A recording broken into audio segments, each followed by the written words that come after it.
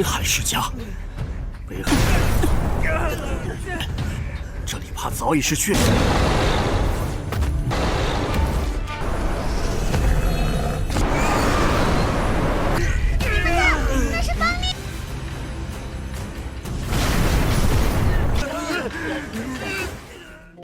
Halo semuanya, selamat datang di Ruang Sinema. Bagaimana kabar kalian semua? Semoga selalu sehat dan baik-baik saja. Sesuai jadwal, jadi pada hari ini kita akan kembali melanjutkan series Donghua Peerless Battle Spirit episode terbaru, yang mana ini adalah episode yang ke-56-nya. Bagi yang mau bergabung dengan series ini, kita sudah sediakan playlistnya. Jadi kalian bisa dengan mudah mencari di mana episode awal dari series ini. Sebelum kita mulai episode terbarunya, kita akan melihat dulu apa saja yang telah terjadi pada episode sebelumnya. Tepatnya pada episode 55. Di minggu kemarin, secara mengejutkan, Sina mengirimkan pesan kepada Ouyang Jun untuk meminjam pil kepadanya. Padahal mereka ini saling bermusuhan. Namun Ouyang Jun tetap memberikannya pil walaupun hanya 1 butir saja. Meskipun hanya 1, ini sudah lebih daripada cukup untuk bisa membantu roh dewa perang mengalami penerobosan. Peningkatan kekuatan ini juga dirasakan oleh Miao Miao. Sina pun segera memohon kepadanya untuk merahasiakan hal itu dari siapapun. Miao Miao setuju asalkan Xingnan itu mau memijat tubuhnya yang sudah sangat kesusahan dalam mengurusnya.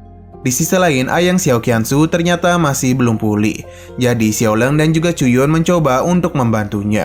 Selain itu, mereka juga meminta Xiao Qianzu untuk tidak merasa khawatir, karena mereka yakin Xingnan akan baik-baik saja. Meskipun masih belum pulih, Xiao Qianzu tetap menyempatkan diri menjenguk Xingnan. Karena ia merasa masalah yang menimpa Xingnan saat ini adalah ulah dari dirinya. Sina mencoba menenangkannya sekaligus meyakinkan Xiao Qianzu kalau dirinya akan baik-baik saja. Sekarang kita akan melanjutkan episode terbarunya.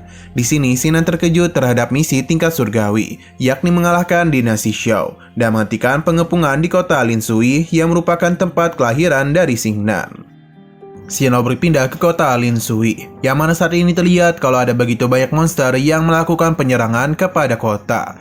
Beruntungnya ada sebuah penghalang yang masih mampu mencegah mereka untuk bisa masuk kemari. Tapi dari kelihatannya, formasi ini tidak akan bisa bertahan terlalu lama lagi. Karena bagaimanapun, para monster tersebut terus melakukan penyerangan secara bersama-sama. Mungkin hanya tinggal menunggu waktu saja kapan formasi ini akan hancur. Tapi tentunya keluarga Xin tidak akan pernah menyerah. Mereka bersama-sama menyalurkan kekuatan demi bisa mempertahankan formasi. Tidak peduli akan seberapa banyak kekuatan mereka yang terserap, selama itu bisa mempertahankan formasi pelindung. Sesaat kemudian muncullah sebuah spirit harimau yang begitu besar. Ini membuat para monster kalajengking ketakutan.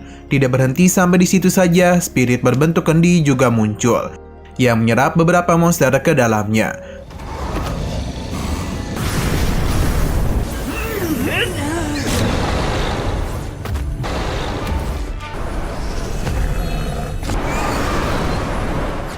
Melihat pertahanan yang dilakukan oleh keluarga Xin, membuat orang-orang yang mengendalikan para monster ini mengambil tindakan.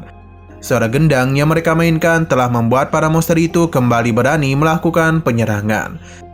Bahkan mereka sama sekali tidak peduli dan spirit harimau dan juga kendi yang bisa saja melenyapkan mereka.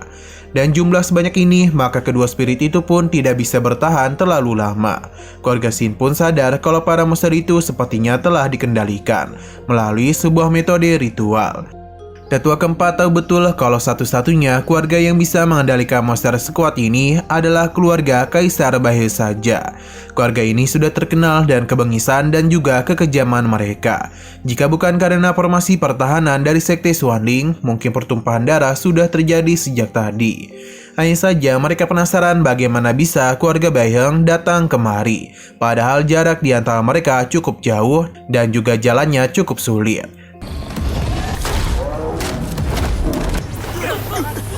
Beihai世家，北海，这里怕早已是血流成。 Terlihat kalau retakan sudah mulai terjadi pada formasi pertahanan. Para monster tidak niatan untuk berhenti.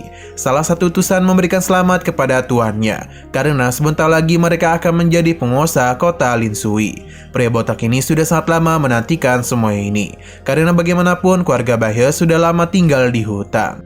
Ini adalah waktu yang tepat untuk mengambil alih kekuasaan dari keluarga Xin. Nah, sepertinya alasan keluarga Baihe bisa datang kemari ada berkat keluarga Fang. Keluarga Fang sepertinya masih belum bisa menerima pengusiran yang dilakukan oleh keluarga Xin kepada mereka. Kepala keluarga Fang meminta izin kepadanya. Setelah mereka berhasil mengambil alih kota Lin Sui, dia ingin keluarga Xin diserahkan kepada keluarga Feng-nya. Pria botak ini tentu saja setuju, karena bagaimanapun mereka sekarang adalah keluarga. Terlebih lagi, anaknya ini begitu menyukai keluarga Fang. Kita pun dibawa kepada gadis bernama Rulong. Dirinya lah yang mengendalikan induk monster kalajengking. Ia pun meminta untuk kembali melakukan penyerangan agar kota ini secepat mungkin bisa menjadi milik mereka. Serangan yang induk itu lancarkan telah menciptakan getaran yang sangat hebat pada formasi pertahanan. Tidak berhenti sampai di situ saja, kemungkinan sudah ada celah yang terbuka. Mengetahui hal itu, keluarga Baihe segera memanfaatkan kesempatan ini untuk bisa memperlebar celah itu. Serangan lanjutan yang monster ini lancarkan berhasil mementalkan keluarga Xin. Bahkan beberapa dari mereka sudah tidak mampu bertahan lagi. Kini hanya para petinggi saja yang tersisa.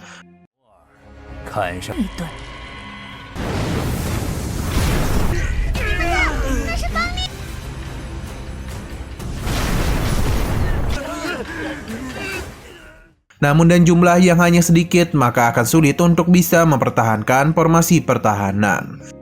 Dan perasaan yang cukup kesal, Tisan pun penasaran kapan utusan Sekte Xuanling datang untuk membantu mereka.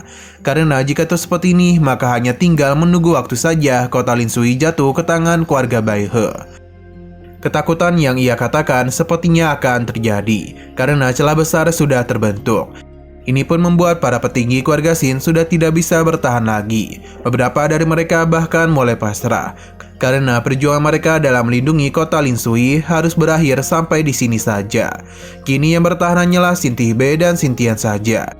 Mereka juga sadar dengan hanya 2 orang mereka tidak akan mungkin bisa bertahan terlalu lama. Jadi selama mereka mengeluh waktu, Xin Tian meminta untuk melakukan evakuasi agar mereka bisa pergi dari gerbang selatan. Di saat keluarga Xin sedang sangat kesulitan, berbeda dengan Fang yang begitu bahagia. Karena dendam dari keluarganya kepada keluarga Xin akan segera terbalaskan. Formasi yang sudah kopong pun membuat induk monster kalajengking mudah melakukan serangan ke dalam kota. Ini pun membuat para warga menjadi sangat panik. Bagaimana tidak, kebakaran terjadi di mana-mana. Bahkan beberapa warga harus menjadi korban dalam penyerangan itu. Kengerian itu bisa dilihat oleh para petinggi keluarga Xin. Tidak mau ada korban yang lebih banyak lagi, beberapa tetua memilih untuk turun tangan dalam melindungi para warga.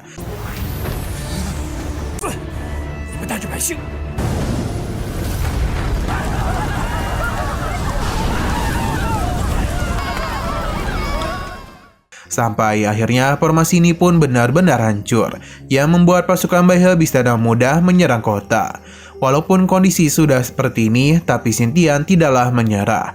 Ia tetap bangkit dan meminta semua murid keluarga Xin untuk bangkit karena mereka akan berjuang sampai mati demi bisa melindungi para warga. Ia tetap bangkit dan meminta seluruh murid keluarga Xin untuk bangkit karena mereka akan berjuang sampai mati demi bisa melindungi para warga yang sedang dievakuasi. Fang sendiri penasaran setelah formasi ini hancur, maka keluarga Xin sudah tidak punya apa-apa lagi. Fang sendiri penasaran setelah formasi ini hancur, maka keluarga Xin pasti sudah tidak punya apa-apa lagi untuk bisa melawan balik mereka. Untuk bisa melawan balik dengan begitu percaya diri, Rulong dan seluruh pasukan keluarga Baihe memberikan isyarat kalau pembantaian akan segera dimulai. Genderang perang pun mulai diperdengarkan, yang mana para monster diminta untuk kembali melakukan penyerangan. Yang mana kali ini serangan itu akan terarah kepada orang-orang dari keluarga Xin. Ketakutan pun mulai mereka rasakan ketika melihat serangan yang begitu banyak.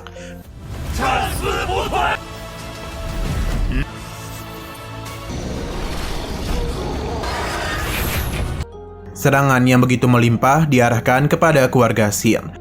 Namun sebelum semua itu mengenai mereka, ada sebuah kipas yang langsung saja menghancurkan semua serangan dari para monster kalajengking. Tidak hanya itu saja, ini pun menciptakan ledakan yang begitu besar. Melihat apa yang terjadi, tentu keluarga Xin dan juga keluarga Baihe menjadi begitu terkejut. Karena sebenarnya apa yang telah terjadi dan siapa yang telah berani melindungi keluarga Xin. Serangan itu tentu tidak bukan berasal dari Gong Yang. Hanya ada satu kali serangan saja, ia pun bisa dengan mudah menghabisi induk dari monster kalajengking.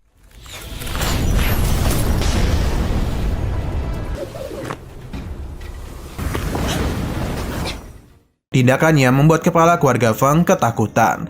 Sedangkan Rolling sendiri menghabisi Gong Yang apapun yang terjadi, karena ia itu sudah menghabisi peliharaannya. Untuk Gong Yang sendiri sama sekali tidak takut kepada mereka. Ia juga tahu kalau keluarga Bai He telah terkenal dan tindakan liar mereka. Ia pun menanyakan apakah mereka itu mau dimusnahkan langsung oleh 4 sekte besar. Tisan menyadari kalau Gong Yang adalah utusan dari sekte Xuanling, dan begini kota Lingxi mereka bisa selamat.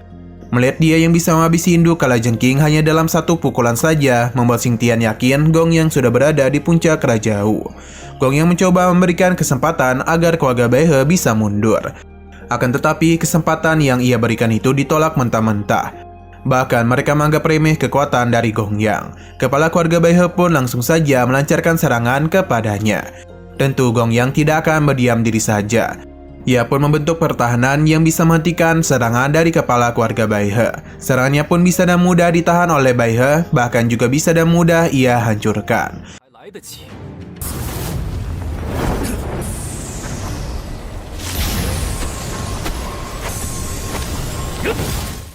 Melihat Gong yang tersenyum membuat ia menyadari ada yang tidak beres. Dan benar saja di bagian belakangnya sudah terjadi pertarungan, yang mana ini membuat pasukan mereka terus berkurang.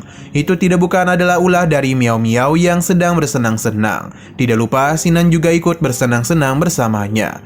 Bagi Miao Miao dan juga Xingnan, para monster kecil ini bukanlah apa-apa bagi mereka.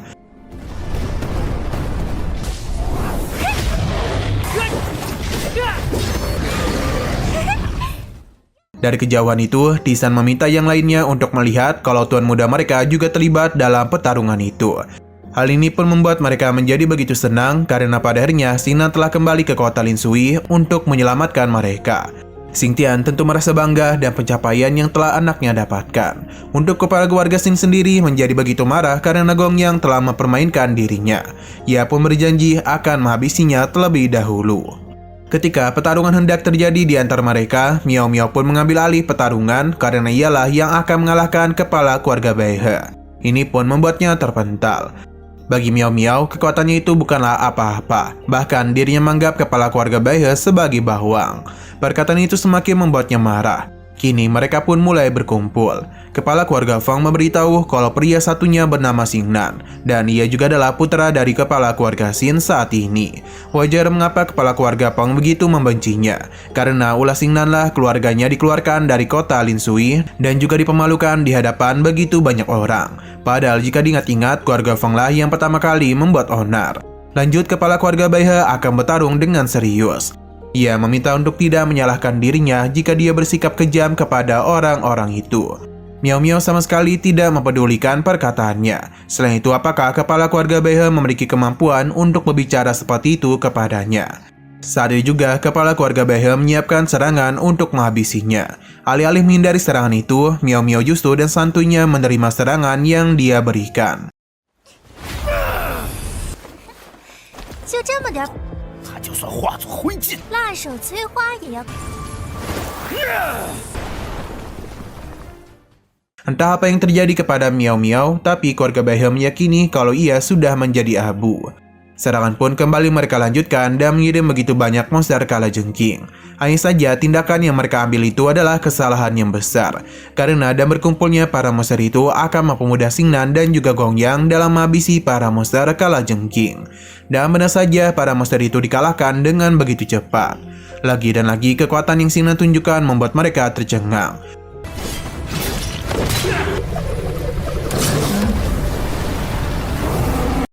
Tidak berhenti sampai di situ saja, mereka pun dikejutkan dan Miao Miao yang masih sadar. Ia pun meminta mereka untuk sadar diri kalau serangan tetua botak tadi begitu lemah. Apakah dia itu belum sarapan? Tidak mau menyerah, kepala keluarga Bai He lagi dan lagi memanggil sebuah senjata. Namun kali ini dirinya tingkatkan dengan kekuatan spiritual yang ia miliki. Karena dan begitulah kekuatan serangannya akan meningkat dengan begitu pesat. Sepertinya ini bukanlah serangan sembarangan karena mampu membentuk awan yang begitu mengerikan. Roda naga pun mulai dirinya lemparkan kepada Miao Miao. Hanya saja serangan itu tidak mudah dihindari olehnya. Alih-alih merasa terancam, Miao Miao justru merasa kalau roda naga ini sangat cocok untuk dirinya jadikan sebagai permainan. Tindakannya pun semakin membuat kepala keluarga Bai He marah. Ia pun ingin melihat akan berapa lama lagi Miao Miao bisa menghindari serangannya, karena dia akan mempercepat roda naganya. Akan tetapi Miao jauh lebih cepat dari yang ia duga. Apa yang terjadi itu pun membuat kepala keluarga Behe semakin marah saja. Ia terus memaksakan diri untuk meningkatkan serangan roda naga. Tapi lagi dan lagi Miao Miao bisa dengan mudah menghindarinya. Bahkan ia bertarung sambil meminum anggur. 要不你尝尝神？ 这个字好像。